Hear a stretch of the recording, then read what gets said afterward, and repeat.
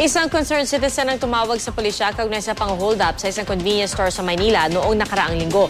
Kahawig daw kasi ng dalawang security guards sa isang subdivision sa Malabon ang kahawig ng mga suspect sa hold-upan. Balita natin ni Haji Rieta. Matapos may palabas sa GMA News ang CCTV footage na ito ng pang-hold up sa loob ng isang convenience store sa Maynila noong nakaraang linggo. Isang tawag ang natanggap ng Homicide Division ng Manila Police District mula sa isang concerned citizen.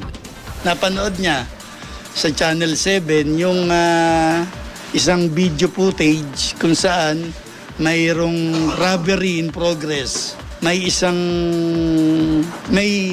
personalidad dun sa subdivision nila na kahawig dun sa na sinabi niya na, "Sir, pakicheck, baka makatulong sa investigasyon niyo." Kaya naman kagabi, nakipag-ugnay na ang Manila Police sa Northern Police District upang maimbitahan ang nasabing kahawig mula sa CCTV footage.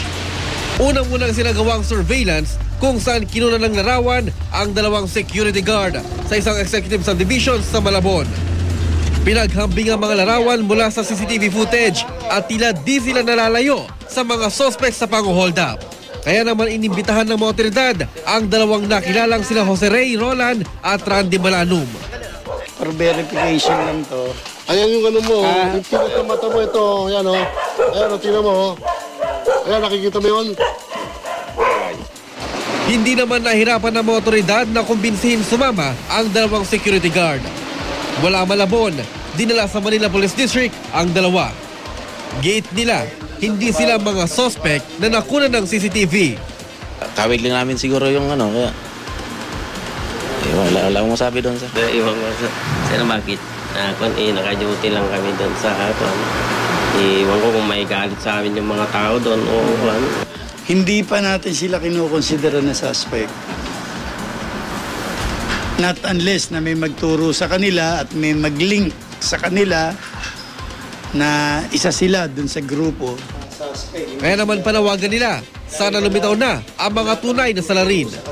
Kung sino mo yung gumawa nun, susuko na lang kayo kasi kami ang nadamay tuloy sa mga sa pinagagawa ng mga taong yun.